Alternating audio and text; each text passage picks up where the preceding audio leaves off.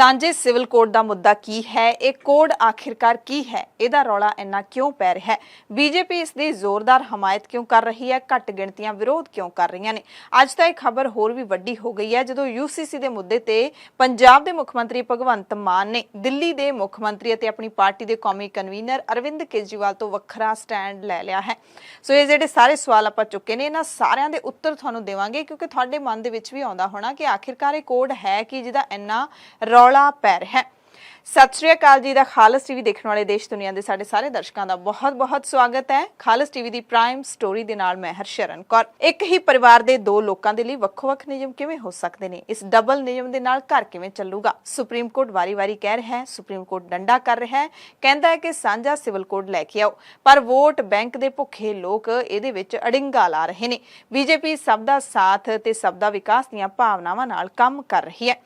प्रधान मंत्री नरेंद्र मोदी ने एक कहते हुए यूसीसी दी जोरदार वकालत की है कि यूनिफॉर्म सिविल कोड के नाम पर ऐसे लोगों को भड़काने का काम हो रहा है। आप मुझे बताइए, एक घर में परिवार के एक सदस्य के लिए एक कानून हो, परिवार के दूसरे सदस्य के लिए दूसरा कानून हो, तो क्या वो घर चल पाएगा? क्या कभी भी चल पाएगा क्या? फिर ऐसी दोहरी व्यवस्था से देश कैसे चल पाएगा? हमें याद रखना है कि भारत के संविधान में भी नागरिकों के समान अधिकार की बात कही गई है। ਹੁਣ ਜੇ ਅਸੀਂ ਆਪਣੇ ਪੰਜਾਬ ਦੇ ਮੌਜੂਦਾ ਮੋਢੀ ਦੀ ਗੱਲ ਕਰੀਏ ਤਾਂ ਸਾਡੇ ਮੁੱਖ ਮੰਤਰੀ ਭਗਵੰਤ ਮਾਨ ਨੇ ਬੇਖੌਫ ਹੋ ਕੇ ਘੱਟ ਗਿਣਤੀਆਂ ਦੇ ਹੱਕ ਵਿੱਚ ਸਟੈਂਡ ਲਿਆ ਹੈ, ਕਿਉਂਕਿ ਭਗਵੰਤ ਮਾਨ ਆਮ ਆਦਮੀ ਪਾਰਟੀ ਦੇ ਕੌਮੀ ਕਨਵੀਨਰ ਅਰਵਿੰਦ ਕੇਜਰੀਵਾਲ ਦੇ ਵੱਲੋਂ ਜਿਹੜਾ ਸਮਰਥਨ ਕੀਤਾ ਗਿਆ ਇਸ ਕੋਡ ਦਾ, ਉਸ ਤੋਂ ਵੱਖਰੇ ਲਹਿਜੇ ਦੇ ਵਿੱਚ ਬੋਲਦੇ ਨਜ਼ਰ ਆਏ ਨੇ। यूसीसी ਤੇ सीएम ਮਾਨ ਨੇ ਸਵਾਲ ਚੁੱਕੇ ਨੇ। कहते कौम को कबीलों में मत बांटिए, लंबे सफर को मीलों में मत बांटिए, एक बहता दरिया है मेरा भारत देश, इसको नदियों और झीलों में मत बांटिए। साडा देश कहते ਵੱਖ-ਵੱਖ ਫੁੱਲਾਂ ਦਾ ਗੁਲਦਸਤਾ ਹੈ, ਹਰ ਧਰਮ ਦਾ ਵੱਖੋ-ਵੱਖਰਾ ਸੱਭਿਆਚਾਰ ਹੈ। ਸਿੱਖ ਧਰਮ ਦੇ ਵਿੱਚ 4 ਲਾਵਾਂ ਹੁੰਦੀਆਂ ਨੇ, ਮਰਨ ਤੋਂ ਬਾਅਦ ਭੋਗ ਪਾਏ ਜਾਂਦੇ ਨੇ। ਹਿੰਦੂ ਮੈਰਿਜ ਐਕਟ ਤਹਿਤ 7 ਫੇਰੇ ਲਏ ਜਾਂਦੇ ਨੇ। ਸਾਡੇ ਸੱਭਿਆਚਾਰ ਵਿੱਚ ਭੋਗ ਵਾਲੇ ਦਿਨ ਪੁੱਤਰ ਨੂੰ ਦਸਤਾਰ ਦਿੱਤੀ ਜਾਂਦੀ ਹੈ, ਪਰ ਹਿੰਦੂ ਧਰਮ ਦੇ ਵਿੱਚ ਮੁੰਡਨ ਕਰਵਾਇਆ ਜਾਂਦਾ ਹੈ। ਇਹ ਅਜਿਹਾ ਕੁਝ ਉਹਨਾਂ ਨੇ ਦੱਸਿਆ ਹੈ ਕਿ ਹਰ ਧਰਮ ਦੇ ਆਪੋ ਆਪਣੇ ਵੱਖਰੇ ਰੀਤੀ ਰਿਵਾਜ ਨੇ, ਵੱਖੋ ਵੱਖਰੇ ਨਿਯਮ ਨੇ, ਪਰ ਕਹਿੰਦੇ ਭਾਜਪਾਈ ਅਜਿਹੇ ਮੁੱਦੇ ਪਤਾ ਨਹੀਂ ਕਿਉਂ ਛੇੜਦੇ ਨੇ। ਜਦੋਂ ਕਹਿੰਦੇ ਸੋਸ਼ਲੀ ਬਰਾਬਰ ਹੋ ਗਏ ਉਦੋਂ ਇਹ ਕੋਡ ਲਾਗੂ ਕਰ ਦਿਓ। ਬੜੀ ਹੀ ਡੂੰਘੀ ਗੱਲ ਇੱਥੇ ਮੁੱਖ ਮੰਤਰੀ ਭਗਵੰਤ ਮਾਨ ਨੇ ਕਹੀ ਹੈ। ਕਹਿੰਦੇ ਸਮਾਜ ਵਿੱਚ ਹਾਲੇ ਵੀ ਬਹੁਤ ਸਾਰੇ ਦੱਬੇ ਕੁਚਲੇ ਲੋਕ ਨੇ। ਬੀਜੇਪੀ ਧਰਮ ਦੇ ਨਾਮ ਤੇ ਵੋਟਾਂ ਲੈਂਦੀ ਹੈ, ਪਰ ਅਸੀਂ ਧਰਮ ਦੇ ਨਾਮ ਤੇ ਵੋਟਾਂ ਕਹਿੰਦੇ ਨਹੀਂ ਮੰਗਦੇ। ਸੋ ਮੁੱਖ ਮੰਤਰੀ ਭਗਵੰਤ ਮਾਨ ਨੇ ਸਿੱਧੇ ਤੌਰ ਤੇ ਬੇਖੌਫ ਹੋ ਕੇ ਇਸ ਕੋਡ ਦਾ ਵਿਰੋਧ ਕੀਤਾ ਹੈ। ਸਭ ਤੋਂ ਅਹਿਮ ਗੱਲ ਉਹਨਾਂ ਨੇ ਕੀਤੀ ਹੈ ਕਿ ਜਦੋਂ ਸਾਰੇ ਬਰਾਬਰ ਹੋ ਗਏ ਸਮਾਜ ਦੇ ਵਿੱਚ, ਸੋਸ਼ਲੀ ਬਰਾਬਰ ਹੋ ਗਏ, ਤਾਂ ਫਿਰ ਤੁਸੀਂ ਇਹ ਕੋਡ ਵੀ ਲਾਗੂ ਕਰ ਦਿਓ। ਫਿਰ ਸਾਰਿਆਂ ਦੇ ਲਈ ਇੱਕ ਕੋਡ ਲਾਗੂ ਕਰਨ ਦਾ ਮਤਲਬ ਵੀ ਬਣਦਾ ਹੈ, ਸੋਹਣੇ ਵੀ ਲੱਗਦੇ ਹੋ। ਜਿੰਨਾ ਚਿਰ ਸਾਰੇ ਬਰਾਬਰ ਹੀ ਨਹੀਂ ਹੈਗੇ, ਵਿਤਕਰਾ ਹੁੰਦਾ ਹੈ ਇਸ ਸਮਾਜ ਦੇ ਵਿੱਚ, ਉਦੋਂ ਤੱਕ ਇਹ ਕੋਡ ਲਾਗੂ ਕਰਨ ਦਾ ਕੋਈ ਫਾਇਦਾ ਨਹੀਂ। ਤੁਸੀਂ ਇੱਕ ਗੁਲਦਸਤੇ ਨੂੰ ਚਾਹੁੰਦੇ ਹੋ ਕਿ ਬਸ ਇੱਕੋ ਹੀ ਰੰਗ ਦਾ ਹੋ ਜਾਓ। ਹਰ ਧਰਮ ਦਾ ਆਪਣਾ ਆਪਣਾ ਕਲਚਰ, ਆਪਣਾ ਆਪਣਾ ਰਸਮਾਂ ਨੇ। ਸੋ ਸਾਰਿਆਂ ਨਾਲ ਗੱਲ ਕਰ, ਸਹਿਮਤੀ ਕਰ, ਪਰ ਇਹ ਕਹਿੰਦੇ ਕੀ ਹੈ ਉਹਨਾਂ ਨੂੰ? ਇਹ ਰੀਤੀ ਰਿਵਾਜ ਉਹਨਾਂ ਨੂੰ ਕੀ ਕਹਿੰਦੇ ਆ? ਪਤਾ नहीं क्यों छेड़ते हैं इस तरह हो। मैं तो यही कहूँगा, कौम को कबीलों में मत बांटिए, लंबे सफ़र को मीलों में मत बांटिए, एक बहता दरिया है मेरा भारत देश, इसको नदियों और झीलों में मत बांटिए। जो संविधान कहता है, ये कहते संविधान मुताबिक कर लगे। संविधान ये कहता जे सारे सोशली बराबर हो गए ਤਾਂ ਤੁਸੀਂ ਉਹ ਜਿਹੜਾ ਕਾਮਨ ਕੋਡ ਜਿਹੜਾ ਲਾਗੂ ਕਰ। ਸਾਰੇ ਸੋਸ਼ਲੀ ਬਰਾਬਰ ਹੋ ਗਏ? ਨਹੀਂ ਹੋਏ। ਹਜੇ ਵੀ ਬਹੁਤ ਸਾਰੇ ਦਬੇ ਕੁਚਲੇ ਪਛੜੇ ਲੋਕ, ਜਿਹਨੂੰ ਕਿਸੇ ਨੂੰ ਪੜ੍ਹਾਈ ਦਾ ਟਾਈਮ ਨਹੀਂ ਮਿਲਦਾ, ਕਿਸੇ ਨੂੰ ਆਰਥਿਕਤਾ ਕਰਕੇ ਨੌਕਰੀ ਕਰਨ ਦਾ ਟਾਈਮ ਨਹੀਂ ਮਿਲਦਾ, ਕਿਸੇ ਨੂੰ ਕੋਈ ਮੌਕਾ ਨਹੀਂ ਮਿਲਦਾ। ਦਰਅਸਲ ਪਿਛਲੇ ਦਿਨੀ ਪ੍ਰਧਾਨ ਮੰਤਰੀ ਨਰਿੰਦਰ ਮੋਦੀ ਦੇ ਇਸ ਬਿਆਨ ਦੇ ਨਾਲ ਦੇਸ਼ ਵਿੱਚ ਸਾਂਝੇ ਸਿਵਲ ਕੋਡ, ਜਿਸ ਨੂੰ ਯੂਸੀਸੀ ਯਾਨੀ ਕਿ ਯੂਨੀਫਾਰਮ ਸਿਵਲ ਕੋਡ ਕਿਹਾ ਜਾਂਦਾ ਹੈ, ਉਦੋਂ ਦਾ ਇਹ ਮੁੱਦਾ ਗਰਮਾਇਆ ਪਿਆ ਹੈ। ਪਹਿਲਾਂ ਦਾਅਵਾ ਕੀਤਾ ਜਾ ਰਿਹਾ ਸੀ ਕਿ ਸਿਰਫ ਮੁਸਲਿਮ ਭਾਈਚਾਰਾ ਹੀ ਇਸ ਦਾ ਵਿਰੋਧ ਕਰ ਰਿਹਾ, ਪਰ ਸਿੱਖਾਂ ਦੀ ਮਿੰਨੀ ਪਾਰਲੀਮੈਂਟ ਐਸਜੀਪੀਸੀ ਦੇ ਪ੍ਰਧਾਨ ਐਡਵੋਕੇਟ ਹਰਜਿੰਦਰ ਸਿੰਘ ਧਾਮੀ ਦੇ ਵੱਡੇ ਬਿਆਨ ਤੋਂ ਬਾਅਦ ਹੁਣ ਬੋਧੀ ਸਮਾਜ ਨੇ ਵੀ ਇਸ ਦਾ ਖੁੱਲ੍ਹ ਕੇ ਵਿਰੋਧ ਕਰਦੇ ਹੋਏ ਬੋਧੀ ਮੈਰਿਜ ਐਕਟ ਲਾਗੂ ਕਰਨ ਦਾ ਦਾਅਵਾ ਠੋਕ ਦਿੱਤਾ ਹੈ। ਵੱਡਾ ਸਵਾਲ ਇਹ ਹੈ ਕਿ ਆਖਿਰਕਾਰ ਸੁਪਰੀਮ ਕੋਰਟ ਦੇ ਜ਼ਰੀਏ ਸਰਕਾਰ ਕਿਉਂ ਸਾਂਝਾ ਸਿਵਲ ਕੋਡ ਲਿਆਉਣ ਤੇ ਉਤਾਰੂ ਹੋਈ ਪਈ ਹੈ। ਵਿਰੋਧੀ ਅਤੇ ਸਿਆਸੀ ਜਾਣਕਾਰ ਧਾਰਾ 370 ਖਤਮ ਕਰਨ ਦੇ ਵਾਂਗ ਇਸ ਨੂੰ ਵੀ ਲਾਗੂ ਕਰਨ ਪਿੱਛੇ ਬੀਜੇਪੀ ਦਾ 2024 ਵਾਲਾ ਮਾਸਟਰ ਪਲਾਨ ਦੱਸ ਰਹੇ ਨੇ। ਸਿਧਾਂਤਕ ਤੌਰ ਤੇ ਬੀਜੇਪੀ ਸ਼ੁਰੂ ਤੋਂ ਹੀ ਸਾਂਝਾ ਸਿਵਲ ਕੋਡ ਲਿਆਉਣ ਦੀ ਹਮਾਇਤ ਵਿੱਚ ਸੀ ਤੇ ਬੀਜੇਪੀ ਦੀ ਬੁਨਿਆਦ ਹੀ ਇਸੇ ਤੇ ਰੱਖੀ ਗਈ ਸੀ। ਹਾਲਾਂਕਿ ਧਾਰਾ 370 ਵਾਂਗੂ ਇਸ ਨੂੰ ਝਟਪਟ ਲਾਗੂ ਨਹੀਂ ਕੀਤਾ ਜਾ ਸਕਦਾ, ਇਸ ਤੇ ਬੀਜੇਪੀ ਨੇ ਲੋਕਾਂ ਤੋਂ ਰਾਏ ਮੰਗੀ ਹੈ। ਪਰ ਇਸ ਦੌਰਾਨ ਵੱਡਾ ਸਵਾਲ ਇਹ ਹੈ ਕਿ ਸਾਂਝੇ ਸਿਵਲ ਕੋਡ ਦਾ ਫਾਇਦਾ ਕੀ ਹੋਵੇਗਾ ਤੇ ਨੁਕਸਾਨ ਕਿਸ ਨੂੰ ਹੋਵੇਗਾ। ਕੀ ਵਰਿਆਂ ਬਾਅਦ ਬਣਿਆ ਆਨੰਦ ਮੈਰਿਜ ਐਕਟ ਖਤਮ ਹੋ ਜਾਏਗਾ? ਫਿਰ ਤੋਂ ਇੱਕ ਹੀ ਕਾਨੂੰਨ ਦੇ ਅਧੀਨ ਵਿਆਹ ਤੋਂ ਲੈ ਕੇ ਜਾਇਦਾਦ ਦੇ ਫੈਸਲੇ ਹੋਣਗੇ? ਇਹ ਸਾਰੇ ਉਹ ਸਵਾਲ ਨੇ ਜਿਨ੍ਹਾਂ ਦੇ ਉੱਤੇ ਬਹਿਸ ਸ਼ੁਰੂ ਹੋ ਗਈ ਹੈ। ਸ਼੍ਰੋਮਣੀ ਗੁਰਦੁਆਰਾ ਪ੍ਰਬੰਧਕ ਕਮੇਟੀ ਤੇ ਸ਼੍ਰੋਮਣੀ ਅਕਾਲੀ ਦਲ ਨੇ ਇਸ ਤੇ ਆਪਣਾ ਸਟੈਂਡ ਕਲੀਅਰ ਕਰ ਦਿੱਤਾ ਹੈ। ਸ਼੍ਰੋਮਣੀ ਗੁਰਦੁਆਰਾ ਪ੍ਰਬੰਧਕ ਕਮੇਟੀ ਪਹਿਲਾਂ ਹੀ ਕਈ ਵਾਰੀ ਸਾਂਝੇ ਸਿਵਲ ਕੋਡ ਦੇ ਖਿਲਾਫ ਮਤਾ ਪਾਸ ਕਰ ਚੁੱਕੀ ਹੈ। ਹੁਣ ਮੌਜੂਦਾ ਪ੍ਰਧਾਨ ਐਡਵੋਕੇਟ ਹਰਜਿੰਦਰ ਸਿੰਘ ਧਾਮੀ ਨੇ ਸਾਫ਼ ਕਰ ਦਿੱਤਾ ਹੈ ਕਿ ਖਾਲਸਾ ਪੰਥ ਤੇ ਕੋਈ ਵੀ ਕੋਡ ਲਾਗੂ ਨਹੀਂ ਹੁੰਦਾ। ਧਾਰਮਿਕ ਆਜ਼ਾਦੀ ਵਿੱਚ ਕਿਸੇ ਵੀ ਤਰ੍ਹਾਂ ਦਾ ਦਖਲ ਬਰਦਾਸ਼ਤ ਨਹੀਂ ਕੀਤਾ ਜਾਵੇਗਾ। ਦੇਖੋ, ਜਿਹੜਾ ਖਾਲਸਾ ਇਹਦੀ ਹਸਤੀ ਜਿਹੜੀ ਆ ਆਜ਼ਾਦ ਆ, ਨਿਆਰੀ ਵੱਖਰੀ ਅਡਰੀ ਦੀ ਹਸਤੀ ਸਤਿਗੁਰੂ ਜੀ ਨੇ ਸਾਨੂੰ ਬਖਸ਼ਿਸ਼ ਕੀਤੀ ਆ।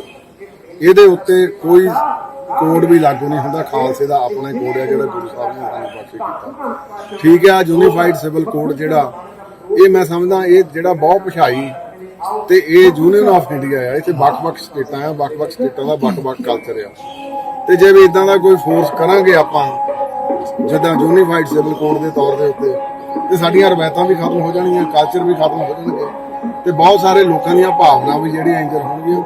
ਅਸੀਂ ਤਾਂ ਮੁੰਡੋਂ ਹੀ ਇਹਦੇ ਇੱਕ ਉਹਨੇ ਕੁਐਸਚਨਰ ਭੇਜੇ ਸੀ, ਅਸੀਂ ਤਾਂ ਉਹਦੇ ਰਿਪਲਾਈ ਤਾਂ ਚਿੱਠੀ ਸਿੱਧੀ ਲਿਖੀ ਆ ਵੀ ਇਹਨੂੰ ਲਾਗੂ ਨਾ ਕੀਤਾ ਜਾਵੇ। ਇਹ ਦੇਖਦੇ ਹਿੱਤਾਂ ਦੇ ਵਿੱਚ ਯੂਸੀਸੀ ਦੀ ਮੰਗ ਸਭ ਤੋਂ ਪਹਿਲਾਂ ਕਦੋਂ ਉੱਠੀ ਸੀ? ਦਰਅਸਲ ਅਪ੍ਰੈਲ 1985 ਵਿੱਚ ਸੁਪਰੀਮ ਕੋਰਟ ਨੇ ਮੁਸਲਿਮ ਔਰਤ ਸ਼ਾਹਬਾਨੋ ਦੇ ਮਾਮਲੇ ਵਿੱਚ ਇਤਿਹਾਸਿਕ ਫੈਸਲਾ ਸੁਣਾਇਆ ਸੀ। ਬਜ਼ੁਰਗ ਔਰਤ ਸ਼ਾਹਬਾਨੋ ਨੂੰ ਉਸਦੇ ਪਤੀ ਨੇ 70 ਸਾਲ ਦੀ ਉਮਰ ਵਿੱਚ ਤਲਾਕ ਦੇ ਕੇ 5 ਬੱਚਿਆਂ ਦੇ ਨਾਲ ਘਰੋਂ ਬਾਹਰ ਕੱਢ ਦਿੱਤਾ ਸੀ। ਪਹਿਲਾਂ ਪਤੀ ਨੇ 3 ਮਹੀਨੇ ਤੱਕ ਪਤਨੀ ਨੂੰ ਗੁਜ਼ਾਰਾ ਭੱਤਾ ਦਿੱਤਾ, ਫਿਰ ਉਹ ਵੀ ਬੰਦ ਕਰ ਦਿੱਤਾ। ਹਾਈ ਕੋਰਟ ਤੋਂ ਹੁੰਦੇ ਹੋਏ ਸ਼ਾਹਬਾਨੋ ਸੁਪਰੀਮ ਕੋਰਟ ਪਹੁੰਚੀ ਤਾਂ 1985 ਵਿੱਚ ਦੇਸ਼ ਦੀ ਸਭ ਤੋਂ ਵੱਡੀ ਅਦਾਲਤ ਨੇ ਸ਼ਾਹਬਾਨੋ ਦੇ ਹੱਕ 'ਚ ਫੈਸਲਾ ਸੁਣਾਉਂਦੇ ਹੋਏ ਕਿਹਾ ਕਿ ਦੇਸ਼ ਵਿੱਚ ਸਾਂਝੇ ਸਿਵਲ ਕੋਡ ਦੀ ਜ਼ਰੂਰਤ ਹੈ। ਨਾਲ ਹੀ ਕਿਹਾ ਕਿ ਸੀਆਰਪੀਸੀ ਦੀ ਧਾਰਾ 125 ਮੁਸਲਿਮ ਪਰਸਨਲ ਲਾਅ ਬੋਰਡ ਤੋਂ ਉੱਤੇ ਹੈ। ਮੁਸਲਮਾਨ ਔਰਤਾਂ ਨੂੰ ਇਹ ਤੋਂ ਦੂਰ ਨਹੀਂ ਰੱਖਿਆ ਜਾ ਸਕਦਾ। ਸੀਆਰਪੀਸੀ ਦੀ ਧਾਰਾ 125 ਦੇ ਮੁਤਾਬਿਕ ਤਲਾਕਸ਼ੁਦਾ ਔਰਤਾਂ ਨੂੰ ਆਪਣੇ ਪਤੀ ਤੋਂ ਗੁਜ਼ਾਰਾ ਭੱਤਾ ਲੈਣ ਦਾ ਪੂਰਾ ਅਧਿਕਾਰ ਹੈ, ਜਦਕਿ ਮੁਸਲਮਾਨਾਂ ਦੇ ਵਿੱਚ ਤਲਾਕ ਤੋਂ ਬਾਅਦ ਸਿਰਫ 3 ਮਹੀਨੇ ਹੀ ਗੁਜ਼ਾਰਾ ਭੱਤਾ ਮਿਲਦਾ ਹੈ। ਸੁਪਰੀਮ ਕੋਰਟ ਦੇ ਇਸ ਫੈਸਲੇ ਦਾ ਮੁਸਲਿਮ ਭਾਈਚਾਰੇ ਨੇ ਵਿਰੋਧ ਕੀਤਾ ਤਾਂ ਤਤਕਾਲੀ ਪ੍ਰਧਾਨ ਮੰਤਰੀ ਰਾਜੀਵ ਗਾਂਧੀ ਨੇ ਪਾਰਲੀਮੈਂਟ ਦੇ ਵਿੱਚ ਨਵਾਂ ਕਾਨੂੰਨ ਲਿਆ ਕੇ ਸੁਪਰੀਮ ਕੋਰਟ ਦੇ ਫੈਸਲੇ ਨੂੰ ਪਲਟ ਦਿੱਤਾ ਸੀ। 5 ਮਈ 1986 ਨੂੰ the Muslim women protection rights and divorce act ਦੇ ਉੱਤੇ ਮੋਹਰ ਲਾਈ ਗਈ। ਹੁਣ ਤੁਹਾਨੂੰ ਦੱਸਦੇ ਹਾਂ ਕਿ ਯੂਸੀਸੀ ਅਸਲ ਦੇ ਵਿੱਚ ਹੈ ਕਿ ਆਮ ਤੌਰ ਤੇ ਕਿਸੇ ਵੀ ਮੁਲਕ ਦੇ ਵਿੱਚ 2 ਤਰ੍ਹਾਂ ਦੇ ਕਾਨੂੰਨ ਹੁੰਦੇ ਨੇ। ਇਹ ਸ਼ਾਇਦ ਆਪਾਂ ਨੂੰ ਸਾਰਿਆਂ ਨੂੰ ਪਤਾ ਹੈ। ਇੱਕ ਕ੍ਰਿਮੀਨਲ ਕਾਨੂੰਨ ਹੁੰਦਾ ਹੈ, ਦੂਸਰਾ ਸਿਵਲ ਕਾਨੂੰਨ ਹੁੰਦਾ ਹੈ। ਅਪਰਾਧਿਕ ਕਾਨੂੰਨ ਦੇ ਵਿੱਚ ਚੋਰੀ, ਲੁੱਟ, ਕੁੱਟਮਾਰ ਤੇ ਕਤਲ ਵਰਗੇ ਜਿਹੜੇ ਮਾਮਲੇ ਹੁੰਦੇ ਨੇ। ਇਹਦੇ ਵਿੱਚ ਸਾਰੇ ਧਰਮਾਂ ਦੇ ਭਾਈਚਾਰੇ ਨੇ ਜਿਹੜੇ ਉਹਨਾਂ ਦੇ ਨਾਲ ਇੱਕ ਹੀ ਤਰ੍ਹਾਂ ਦਾ ਜਿਹੜਾ ਕਾਨੂੰਨ ਹੈ ਉਹ ਵਿਵਹਾਰ ਕਰਦਾ ਹੈ। ਇੱਕ ਹੀ ਤਰ੍ਹਾਂ ਦੀ ਕੋਰਟ ਹੈ ਜਿਹੜੀ ਉਹਦੀ ਸਜ਼ਾ ਇਹ ਸਾਰੇ ਭਾਈਚਾਰਿਆਂ ਦੇ ਲਈ ਬਰਾਬਰ ਹੁੰਦੀ ਹੈ, ਯਾਨੀ ਕਿ ਹਰ ਕਿਸੇ ਦੇਸ਼ ਦੇ ਨਾਗਰਿਕ ਦੇ ਲਈ ਬਰਾਬਰ ਹੁੰਦੀ ਹੈ। ਹਿੰਦੂ, ਮੁਸਲਮਾਨ ਜਾਂ ਫਿਰ ਸਿੱਖ ਜੇ ਕੋਈ ਕਤਲ ਕਰਦਾ ਹੈ ਤਾਂ ਉਹਦੀ ਸਜ਼ਾ ਦੇ ਵਿੱਚ ਕੋਈ ਫਰਕ ਨਹੀਂ ਹੋਵੇਗਾ। ਦੂਸਰਾ ਕਾਨੂੰਨ ਹੁੰਦਾ ਹੈ ਸਿਵਲ, ਜਿਹਦੇ ਵਿੱਚ ਸਜ਼ਾ ਦਿਵਾਉਣ ਦੀ ਬਜਾਏ ਮੁਆਵਜ਼ੇ ਅਤੇ ਸਮਝੌਤੇ ਤੇ ਜ਼ੋਰ ਦਿੱਤਾ ਜਾਂਦਾ ਹੈ। ਜਿਵੇਂ ਕਿ 2 ਲੋਕਾਂ ਦੇ ਵਿਚਾਲੇ ਜਾਇਦਾਦ ਨੂੰ ਲੈ ਕੇ ਜੇ ਵਿਵਾਦ ਹੈ, ਕਿਸੇ ਨੇ ਤੁਹਾਡੇ ਤੇ ਮਾਣਹਾਨੀ ਦਾ ਕੇਸ ਕਰ ਦਿੱਤਾ ਜਾਂ ਫਿਰ ਪਤੀ ਪਤਨੀ ਦੇ ਵਿਚਾਲੇ ਕੋਈ ਝਗੜਾ ਮਸਲਾ ਹੈ ਤਲਾਕ ਜਾਂ ਜਾਇਦਾਦ ਦੇ ਬਟਵਾਰੇ ਨੂੰ ਲੈ ਕੇ, ਤਾਂ ਇਹਨਾਂ ਮਾਮਲਿਆਂ ਦੇ ਵਿੱਚ ਅਦਾਲਤ ਸੈਟਲਮੈਂਟ ਕਰਵਾਉਂਦੀ ਹੈ। ਪੀੜਤ ਪੱਖ ਨੂੰ ਮੁਆਵਜ਼ਾ ਦਿੱਤਾ ਜਾਂਦਾ ਹੈ। ਸਿਵਲ ਕਾਨੂੰਨ ਦੇ ਵਿੱਚ ਰਵਾਇਤਾਂ, ਰੀਤੀ ਰਿਵਾਜਾਂ ਦੀ ਅਹਿਮ ਭੂਮਿਕਾ ਹੁੰਦੀ ਹੈ। ਹਰ ਧਰਮ ਦੇ ਲਿਹਾਜ਼ ਦੇ ਨਾਲ ਅਦਾਲਤ ਫੈਸਲਾ ਸੁਣਾਉਂਦੀ ਹੈ। ਵਿਆਹ ਤੇ ਜਾਇਦਾਦ ਨਾਲ ਜੁੜੇ ਜਿਹੜੇ ਸਾਰੇ ਮਾਮਲੇ ਨੇ ਉਹ ਸਿਵਲ ਕਾਨੂੰਨ ਦੇ ਦਾਇਰੇ ਵਿੱਚ ਹੀ ਆਉਂਦੇ ਨੇ। ਭਾਰਤ ਵਿੱਚ ਵੱਖ-ਵੱਖ ਧਰਮਾਂ ਵਿੱਚ ਵਿਆਹ, ਪਰਿਵਾਰ ਤੇ ਜਾਇਦਾਦ ਨਾਲ ਜੁੜੇ ਰਿਵਾਜ ਨੇ ਵੱਖੋ ਵੱਖਰੇ ਨੇ। ਹਰ ਧਰਮ ਦੇ ਵਿੱਚ ਵੱਖਰੇ ਰਿਵਾਜ ਨੇ। ਇਸ ਆਧਾਰ ਤੇ ਧਰਮ ਤੇ ਭਾਈਚਾਰਾ ਵਿਸ਼ੇਸ਼ ਦੇ ਲਈ ਵੱਖੋ ਵੱਖਰੇ ਕਾਨੂੰਨ ਵੀ ਬਣੇ ਹੋਏ ਨੇ ਤੇ ਇਸੇ ਕਰਕੇ ਇਸ ਕਾਨੂੰਨ ਨੂੰ ਪਰਸਨਲ ਲਾਅ ਵੀ ਕਿਹਾ ਜਾਂਦਾ ਹੈ। ਜਿਵੇਂ ਮੁਸਲਿਮ ਭਾਈਚਾਰਾ ਵਿਆਹ ਅਤੇ ਜਾਇਦਾਦ ਦਾ ਬਟਵਾਰਾ ਮੁਸਲਿਮ ਪਰਸਨਲ ਲਾਅ ਦੇ ਜ਼ਰੀਏ ਕਰਦਾ ਹੈ। ਹਿੰਦੂਆਂ ਦਾ ਵਿਆਹ ਹਿੰਦੂ ਮੈਰਿਜ ਐਕਟ ਦੇ ਅਧੀਨ ਆਉਂਦਾ ਹੈ।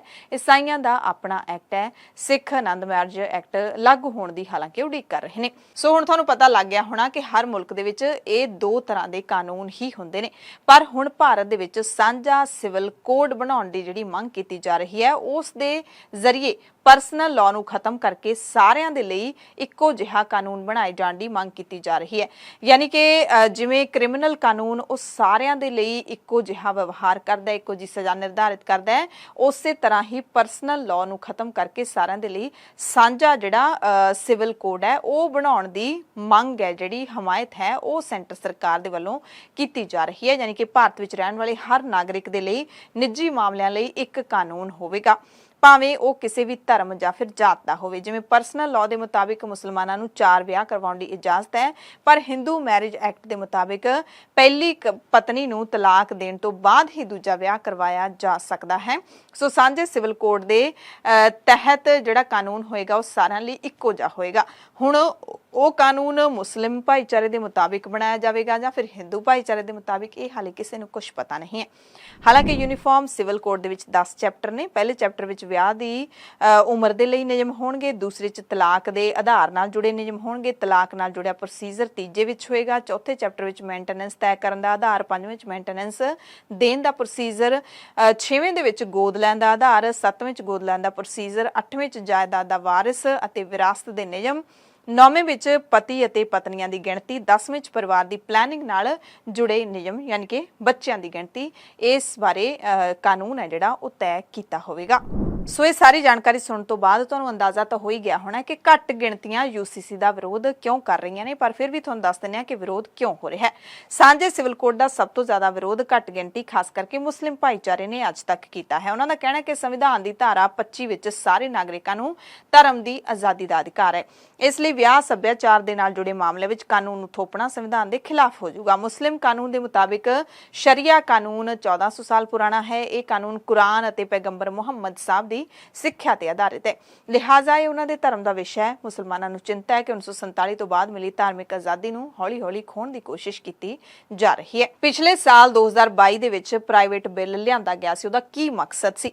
2022 ਦੇ ਵਿੱਚ ਬੀਜੇਪੀ ਦੇ ਮੈਂਬਰ ਪਾਰਲੀਮੈਂਟ ਕਰੋੜੀਮਲ ਮੀਣਾ ਸਾਂਝਾ ਸਿਵਲ ਕੋਡ ਪ੍ਰਾਈਵੇਟ ਬਿੱਲ ਲੈ ਕੇ ਆਏ ਸੀ। ਇਹਦੇ ਪਿੱਛੇ ਬੀਜੇਪੀ ਦਾ ਮਕਸਦ ਸੀ ਇਸ ਤੇ ਸਿਆਸੀ ਪਾਰਟੀਆਂ ਤੇ ਧਾਰਮਿਕ ਲੋਕਾਂ ਦਾ ਮਨ ਹੈ ਜਿਹੜਾ ਉਹ ਟਟੋਲਿਆ ਜਾਵੇ। ਇਹਦੇ ਲਈ ਸੱਤਾ ਵਿੱਚ ਹੋਣ ਦੇ ਬਾਵਜੂਦ ਪ੍ਰਾਈਵੇਟ ਬਿੱਲ ਦੇ ਤੌਰ ਤੇ ਇਸ ਨੂੰ ਪੇਸ਼ ਕੀਤਾ ਗਿਆ, ਕਿਉਂਕਿ ਇਸ ਨੂੰ ਲਾਗੂ ਕਰਨਾ ਇੰਨਾ ਸੌਖਾ ਨਹੀਂ ਹੈ, ਕਿਉਂਕਿ ਇਹਦੇ ਵਿੱਚ ਸਿਰਫ ਘੱਟ ਗਿਣਤੀ ਹੀ ਨਹੀਂ ਹਿੰਦੂ ਭਾਈਚਾਰਾ ਵੀ ਪ੍ਰਭਾਵਿਤ ਹੋਵੇਗਾ, ਕਿਉਂਕਿ ਪੂਰੇ ਦੇਸ਼ ਵਿੱਚ ਰਹਿੰਦੇ ਹਿੰਦੂ ਭਾਈਚਾਰਿਆਂ ਦੇ ਵਿਆਹ ਤੇ ਹੋਰ ਰਿਵਾਜ ਵੱਖੋ ਵੱਖਰੇ ਨੇ।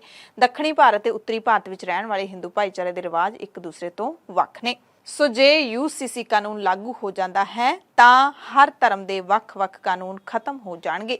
ਜਾਣਕਾਰਾਂ ਦਾ ਕਹਿਣਾ ਹੈ ਕਿ ਸਮਾਨ ਨਾਗਰਿਕ ਅਧੀਨ ਹਿੰਦੂ ਮੈਰਿਜ ਐਕਟ, ਮੁਸਲਿਮ ਮੈਰਿਜ ਐਕਟ, ਈਸਾਈ ਮੈਰਿਜ ਐਕਟ, ਆਨੰਦ ਮੈਰਿਜ ਐਕਟ, ਪਾਰਸੀ ਵਰਗੇ ਸਾਰੇ ਕਾਨੂੰਨ ਖਤਮ ਹੋ ਜਾਣਗੇ। ਇਸ ਤੋਂ ਇਲਾਵਾ ਉੱਤਰਾਧਿਕਾਰ, ਪਾਲਣ ਪੋਸ਼ਣ ਨਾਲ ਜੁੜੇ ਹਿੰਦੂ, ਮੁਸਲਿਮ, ਈਸਾਈ, ਸਿੱਖ, ਪਾਰਸੀ ਧਾਰਮਿਕ ਕਾਨੂੰਨ ਵੀ ਖਤਮ ਹੋ ਜਾਣਗੇ। ਇਹ ਵੀ ਖਦਸ਼ਾ ਜਤਾਇਆ ਜਾ ਰਿਹਾ ਹੈ ਕਿ ਕੁੜੀਆਂ ਦੇ ਵਿਆਹ ਦੀ ਉਮਰ 18 ਤੋਂ ਵਧਾ ਕੇ 21 ਸਾਲ ਕੀਤੀ ਜਾ ਸਕਦੀ ਹੈ। ਨਵੇਂ ਕਾਨੂੰਨ ਵਿੱਚ ਪਿਤਾ ਦੀ ਜਾਇਦਾਦ ਵਿੱਚ ਕੁੜੀਆਂ ਦੇ ਅਧਿਕਾਰ ਨੂੰ ਤੈਅ ਕਰਕੇ ਭਰਾਵਾਂ ਦੇ ਬਰਾਬਰ ਅਧਿਕਾਰ ਮਿਲ ਸਕਦਾ ਹੈ। ਹੁਣ ਤੱਕ ਹਿੰਦੂ, ਮੁਸਲਿਮ, ਪਾਰਸੀ ਕਾਨੂੰਨ ਵਿੱਚ ਅਜਿਹਾ ਨਹੀਂ ਸੀ। ਪਾਰਸੀ ਪਰਸਨਲ ਲਾਅ ਦੇ ਵਿੱਚ ਤਾਂ ਜੇ ਕੁੜੀ ਗੈਰ ਪਾਰਸੀ ਨਾਲ ਵਿਆਹ ਕਰਦੀ ਹੈ ਤਾਂ ਉਹ ਪਿਤਾ ਦੀ ਜਾਇਦਾਦ ਵਿੱਚੋਂ ਕੋਈ ਹਿੱਸਾ ਨਹੀਂ ਲੈ ਸਕਦੀ। ਹਾਲਾਂਕਿ ਦੇਸ਼ ਦੇ ਗ੍ਰਹਿ ਮੰਤਰੀ ਅਮਿਤ ਸ਼ਾਹ ਕਹਿ ਚੁੱਕੇ ਨੇ ਕਿ ਜਦੋਂ ਤੋਂ ਸਾਡੀ ਪਾਰਟੀ ਬਣੀ ਹੈ ਸਾਂਝਾ ਸਿਵਲ ਕੋਡ ਸਾਡਾ ਮੁੱਦਾ ਹੈ। ਇਸੇ ਵਜ੍ਹਾ ਦੇ ਨਾਲ ਸ਼ਾਮਾ ਪ੍ਰਸਾਦ ਮੁਖਰਜੀ ਨੇ ਭਾਰਤੀ ਜਨ ਸੰਘ ਦੀ ਕਹਿੰਦੇ ਸਥਾਪਨਾ ਕੀਤੀ ਸੀ, ਪਰ ਬੀਜੇਪੀ ਨੂੰ ਵੀ ਪਤਾ ਹੈ ਕਿ ਇਸ ਕਾਨੂੰਨ ਨੂੰ ਧਾਰਾ 370 ਵਾਂਗ ਸੌਖੇ ਤਰੀਕੇ ਦੇ ਨਾਲ ਪਾਸ ਨਹੀਂ ਕਰਵਾਇਆ ਜਾ ਸਕਦਾ। ਪਾਰਲੀਮੈਂਟ ਦੇ ਦੋਵਾਂ ਸਦਨਾਂ ਵਿੱਚ ਭਾਵੇਂ ਪਾਰਟੀ ਕੋਲ ਬਹੁਮਤ ਹੈ, ਪਰ ਮਾਮਲਾ ਧਾਰਮਿਕ ਹੋਣ ਕਰਕੇ ਕੋਈ ਵੀ ਆਪਣੇ ਧਰਮ ਦੀ ਆਜ਼ਾਦੀ ਅਤੇ ਧਰਮ ਦੇ ਫੈਸਲਿਆਂ ਨੂੰ ਆਸਾਨੀ ਦੇ ਨਾਲ ਨਹੀਂ ਛੱਡੇਗਾ। ਇਸ ਦੇ ਲਈ ਸਿਰਫ ਮੁਸਲਿਮ ਭਾਈਚਾਰਾ ਹੀ ਇਹਦਾ ਵਿਰੋਧ ਨਹੀਂ ਕਰ ਰਿਹਾ। ਹਿੰਦੂ, ਸਿੱਖ, ਪਾਰਸੀ ਅਤੇ ਬੋਧੀ ਭਾਈਚਾਰੇ ਦੇ ਅੰਦਰ ਵੀ ਵਿਰੋਧ ਹੈ ਜਿਹੜਾ ਉੱਠਣਾ ਸ਼ੁਰੂ ਹੋ ਗਿਆ ਹੈ। ਇਸ ਨੂੰ ਧਰਮ ਦੀ ਆਜ਼ਾਦੀ ਤੇ ਹਮਲਾ ਦੱਸਿਆ ਜਾ ਰਿਹਾ ਹੈ। ਕੁਝ ਲੋਕ ਬੀਜੇਪੀ ਦੇ ਉਸ ਸਟੈਂਡ ਤੇ ਵੀ ਸਵਾਲ ਚੁੱਕ ਰਹੇ ਨੇ ਜਿਸ ਵਿੱਚ ਉਹ ਸੁਪਰੀਮ ਕੋਰਟ ਦਾ ਹਵਾਲਾ ਦਿੰਦੇ ਹੋਏ ਸਾਂਝਾ ਸਿਵਲ ਕੋਡ ਲਾਗੂ ਕਰਨ ਦੀ ਗੱਲ ਕਹਿ ਰਹੇ ਨੇ। ਉਹਨਾਂ ਦਾ ਕਹਿਣਾ ਹੈ ਕਿ ਜਦੋਂ ਕੇਰਲਾ ਦੇ ਇੱਕ ਮੰਦਿਰ ਵਿੱਚ ਔਰਤਾਂ ਨੂੰ ਜਾਣ ਦੀ ਇਜਾਜ਼ਤ ਸੁਪਰੀਮ ਕੋਰਟ ਨੇ ਦਿੱਤੀ ਸੀ ਤਾਂ ਬੀਜੇਪੀ ਨੇ ਇਸ ਦਾ ਵਿਰੋਧ ਕਿਉਂ ਕੀਤਾ ਸੀ। ਉਸ ਵਕਤ ਦੇਸ਼ ਦੇ ਗ੍ਰਹਿ ਮੰਤਰੀ ਅਮਿਤ ਸ਼ਾਹ ਨੇ ਇਸ ਨੂੰ ਸੱਭਿਆਚਾਰ ਨਾਲ ਜੋੜ ਕੇ ਇਸ ਦੀ ਵਕਾਲਤ ਕੀਤੀ ਸੀ। ਉਸ ਵਕਤ ਸੁਪਰੀਮ ਕੋਰਟ ਦੇ ਕਾਨੂੰਨ ਨੂੰ ਕਿਉਂ ਨਹੀਂ ਮੰਨਿਆ ਗਿਆ। ਕੁੱਲ ਮਿਲਾ ਕੇ ਸਾਂਝਾ ਸਿਵਲ ਕੋਡ ਲਾਗੂ ਕਰਨਾ ਬੀਜੇਪੀ ਦੇ ਲਈ ਇੰਨਾ ਸੌਖਾ ਨਹੀਂ ਹੈ, ਉਹ ਵੀ ਉਦੋਂ ਜਦੋਂ 2024 ਦੀਆਂ ਚੋਣਾਂ ਦੇ ਵਿੱਚ ਬਹੁਤ ਘੱਟ ਸਮਾਂ ਰਹਿ ਗਿਆ ਹੈ। ਸ਼ਾਇਦ ਇਸੇ ਕਰਕੇ ਪ੍ਰਧਾਨ ਮੰਤਰੀ ਨਰਿੰਦਰ ਮੋਦੀ ਨੇ ਸਾਂਝਾ ਸਿਵਲ ਸਿਵਲ ਕੋਡ ਲਾਗੂ ਕਰਨ ਦੀ ਜ਼ੋਰਦਾਰ ਵਕਾਲਤ ਕੀਤੀ ਹੈ। ਨਾਲ ਹੀ ਵਿਰੋਧੀ ਪਾਰਟੀਆਂ ਤੇ ਘੱਟ ਗਿਣਤੀ ਫਿਰਕਿਆਂ ਨੂੰ ਇਹਦੇ ਖਿਲਾਫ ਭੜਕਾਉਣ ਦੇ ਦੋਸ਼ ਵੀ ਲਾ ਦਿੱਤੇ ਨੇ। ਪ੍ਰਧਾਨ ਮੰਤਰੀ ਉੱਤੇ ਮੋੜਵਾਂ ਵਾਰ ਕਰਦਿਆਂ ਕਾਂਗਰਸ ਨੇ ਕਿਹਾ ਹੈ ਕਿ ਇੱਕ ਏਜੰਡੇ ਤਹਿਤ ਚੱਲਣ ਵਾਲੀ ਬਹੁ ਗਿਣਤੀਵਾਦੀ ਹਕੂਮਤ ਵੱਲੋਂ ਇਸ ਫੁੱਟ ਪਾਊ ਕੋਡ ਨੂੰ ਲੋਕਾਂ ਦੇ ਉੱਤੇ ਜਬਰੀ ਠੋਸਿਆ ਨਹੀਂ ਜਾ ਸਕਦਾ ਤੇ ਕਈ ਹੋਰ ਵਿਰੋਧੀ ਪਾਰਟੀਆਂ ਦਾ ਵੀ ਇਹੀ ਵਿਚਾਰ ਹੈ। ਭਾਰਤੀ ਜਨਤਾ ਪਾਰਟੀ ਦੇ ਲਈ ਸਾਂਝਾ ਸਿਵਲ ਕੋਡ ਕਹਿੰਦੇ ਅਹਿਮ ਚੋਣ ਮੁੱਦਾ ਬਣਿਆ ਹੋਇਆ ਹੈ। ਭਾਜਪਾ ਨੇ 2019 ਦੀਆਂ ਲੋਕ ਸਭਾ ਚੋਣਾਂ ਜਿੱਤਣ ਦੇ ਕੁਝ ਮਹੀਨਿਆਂ ਬਾਅਦ ਹੀ ਸੰਵਿਧਾਨ ਦੀ ਧਾਰਾ 370 ਖਤਮ ਕਰਨ ਦੇ ਆਪਣੇ ਇੱਕ ਹੋਰ ਪ੍ਰਮੁੱਖ ਏਜੰਡੇ ਨੂੰ ਲਾਗੂ ਕੀਤਾ ਤੇ ਨਾਲ ਹੀ ਅਗਲੇ ਸਾਲ ਦੇ ਸ਼ੁਰੂ ਵਿੱਚ ਰਾਮ ਮੰਦਿਰ ਨੂੰ ਮੁਕੰਮਲ ਕਰਨ ਦੀ ਲੀਹ ਉੱਤੇ ਵੀ ਬੀਜੇਪੀ ਚੱਲੀ। ਸਾਂਝਾ ਸਿਵਲ ਕੋਡ ਦੇਸ਼ ਦੇ ਸਾਰੇ ਨਾਗਰਿਕਾਂ ਦੇ ਲਈ ਵਿਆਹ, ਤਲਾਕ, ਵਿਰਾਸਤ ਤੇ ਬੱਚੇ ਗੋਦ ਲੈਣ ਨਾਲ ਸੰਬੰਧਿਤ ਇਕਸਾਰ ਨਿੱਜੀ ਕਾਨੂੰਨਾਂ ਦੇ ਢਾਂਚੇ ਦੀ ਕਲਪਨਾ ਕਰਦਾ ਹੈ ਜੋ ਸਭ ਤੇ ਬਰਾਬਰ ਰੂਪ 'ਚ ਲਾਗੂ ਹੋਵੇਗਾ। ਕਾਨੂੰਨ ਕਮਿਸ਼ਨ ਨੇ ਲੰਘੀ 14 ਜੂਨ ਨੂੰ ਸਾਰੀਆਂ ਸੰਬੰਧਿਤ ਧਿਰਾਂ ਸਮੇਤ ਆਮ ਜਨਤਾ ਅਤੇ ਮਾਨਤਾ ਪ੍ਰਾਪਤ ਧਾਰਮਿਕ ਜਥੇਬੰਦੀਆਂ ਤੋਂ ਇਸ ਵਿਵਾਦਮਈ ਮੁੱਦੇ ਤੇ ਵਿਚਾਰ ਸੱਦਣ ਦੀ ਕਾਰਵਾਈ ਦਾ ਆਗਾਜ਼ ਕੀਤਾ ਸੀ। ਬੀਜੇਪੀ ਸ਼ਾਸਿਤ ਉੱਤਰਾਖੰਡ ਇਸ ਸੰਬੰਧੀ ਮੁਹਿੰਮ ਦੀ ਅਗਵਾਈ ਕਰ ਰਿਹਾ। ਸੁਪਰੀਮ ਕੋਰਟ ਨੇ ਜਨਵਰੀ ਦੇ ਵਿੱਚ ਕਿਹਾ ਸੀ ਕਿ ਸੂਬਾ ਸਰਕਾਰਾਂ ਨੂੰ ਸਾਂਝਾ ਸਿਵਲ ਕੋਡ ਲਾਗੂ ਕਰਨ ਦੀ ਵਿਹਾਰਕਤਾ ਦਾ ਪਤਾ ਲਾਉਣ ਦਾ ਪੂਰਾ ਹੱਕ ਹੈ। ਸੰਵਿਧਾਨ ਦੀ ਧਾਰਾ 44 ਜਿਹੜੀ ਸਟੇਟ ਜਾਂ ਫਿਰ ਰਿਆਸਤ ਦੇ ਨੀਤੀ ਨਿਰਦੇਸ਼ਕ ਸਿਧਾਂਤਾਂ ਦਾ ਹਿੱਸਾ ਹੈ, ਉਹਦੇ ਮੁਤਾਬਿਕ ਸਟੇਟ ਪੂਰੇ ਭਾਰਤ ਵਿੱਚ ਇਕਸਾਰ ਸਿਵਲ ਕੋਡ ਲਾਗੂ ਕਰਨ ਦੀਆਂ ਕੋਸ਼ਿਸ਼ਾਂ ਕਰੇਗੀ। ਸੋ ਇਕਸਾਰ ਸਿਵਲ ਕੋਡ ਕਹਿਣ ਸੁਣਨ ਨੂੰ ਤਾਂ ਇਹ ਸ਼ਬਦ ਬਹੁਤ ਹੀ ਸੌਖਾ ਤੇ ਸਭ ਨੂੰ ਪਸੰਦ ਆਉਣ ਵਾਲਾ ਲੱਗਦਾ ਹੈ, ਪਰ ਇਹ ਬਹੁਤ ਹੀ ਜਟਿਲ ਅਤੇ ਬਹੁਪਰਤੀ ਹੈ। ਕੇਂਦਰ ਸਰਕਾਰ ਨੂੰ ਸਾਂਝੇ ਸਿਵਲ ਕੋਡ ਉੱਤੇ ਆਮ ਰਾਏ ਬਣਾਉਣ ਦੇ ਲਈ ਕਾਫੀ ਔਖ ਦਾ ਸਾਹਮਣਾ ਕਰਨਾ ਪੈ ਰਿਹਾ ਹੈ। ਭਾਵੇਂ ਆਮ ਆਦਮੀ ਪਾਰਟੀ ਦੀ ਦਿੱਲੀ ਸਰਕਾਰ ਨੇ ਇਸ ਮੁੱਦੇ ਤੇ ਅਸੂਲਨ ਹਮਾਇਤ ਦੇਣ ਦੀ ਗੱਲ ਕਹੀ ਹੈ। ਬਹੁਜਨ ਸਮਾਜ ਪਾਰਟੀ ਦੀ ਸੁਪਰੀਮੋ ਮਾਇਆਵਤੀ ਨੇ ਵੀ ਸਮਰਥਨ ਦੀ ਗੱਲ ਕਹੀ ਹੈ, ਪਰ ਕਿਹਾ ਕਿ ਪਹਿਲਾਂ ਸਾਰਿਆਂ ਦੀ ਰਾਏ ਜਾਣ ਲਈ ਜਾਵੇ। ਇਸ ਸੰਬੰਧੀ ਇਹ ਧਾਰਨਾ ਕਿ ਸਾਂਝਾ ਸਿਵਲ ਕੋਡ ਹਿੰਦੂ ਕੇਂਦਰਿਤ ਹੋਵੇਗਾ, ਇਸ ਨੇ ਘੱਟ ਗਿਣਤੀਆਂ ਦੇ ਵਿੱਚ ਖਦਸ਼ੇ ਤੇ ਸ਼ੱਕ ਸੁਭਾਅ ਪੈਦਾ ਕੀਤੇ ਨੇ। ਦਰਅਸਲ ਹੁੰਦਾ ਵੀ ਇਸੇ ਤਰ੍ਹਾਂ ਹੈ। ਭਾਰਤ ਦੇ ਵਿੱਚ ਹਿੰਦੂ ਬਹੁ ਗਿਣਤੀ ਹੈ। ਭਾਰਤ ਦੇ ਵਿੱਚ ਬੀਜੇਪੀ ਦੀ ਸਰਕਾਰ ਹੈ। ਅਜਿਹੇ ਵਿੱਚ ਜਿਹੜੇ ਘੱਟ ਗਿਣਤੀ ਲੋਕ ਨੇ ਉਹਨਾਂ ਦੀ ਕਿੰਨੀ ਕੁ ਸੁਣਵਾਈ ਹੈ ਇਸ ਮਾਹੌਲ ਦੇ ਵਿੱਚ, ਇਹ ਆਪਾਂ ਨੂੰ ਸਾਰਿਆਂ ਨੂੰ ਤਕਰੀਬਨ ਪਤਾ ਹੈ। ਸੋ ਇਹ ਕੋਡ ਦੇਸ਼ ਵਾਸੀਆਂ ਦਾ ਭਰੋਸਾ ਤਾਂ ਹੀ ਹਾਸਲ ਕਰ ਸਕਦਾ ਹੈ ਜੇ ਸਾਰੇ ਲੋਕਾਂ ਨੂੰ ਉਹਨਾਂ ਦੀ ਧਾਰਮਿਕ ਆਜ਼ਾਦੀ ਦਾ ਭਰੋਸਾ ਦਿੱਤਾ ਜਾਊਗਾ। ਸਾਂਝੇ ਸਿਵਲ ਕੋਡ ਨੂੰ ਲੈ ਕੇ ਤੁਸੀਂ ਕੀ ਵਿਚਾਰ ਰੱਖਦੇ ਹੋ? ਸਾਰੀ ਰਿਪੋਰਟ ਸੁਣਨ ਤੋਂ ਬਾਅਦ ਤੁਸੀਂ ਕਮੈਂਟ ਕਰਕੇ ਜ਼ਰੂਰ ਦੱਸਿਓ। ਕੱਲ ਨੂੰ ਫਿਰ ਮਿਲਾਂਗੇ ਇੱਕ ਨਵੀਂ ਪ੍ਰਾਈਮ ਰਿਪੋਰਟ ਦੇ ਨਾਲ। ਸਾਰਿਆਂ ਦਾ ਧੰਨਵਾਦ। ਸਤਿ ਸ਼੍ਰੀ ਅਕਾਲ।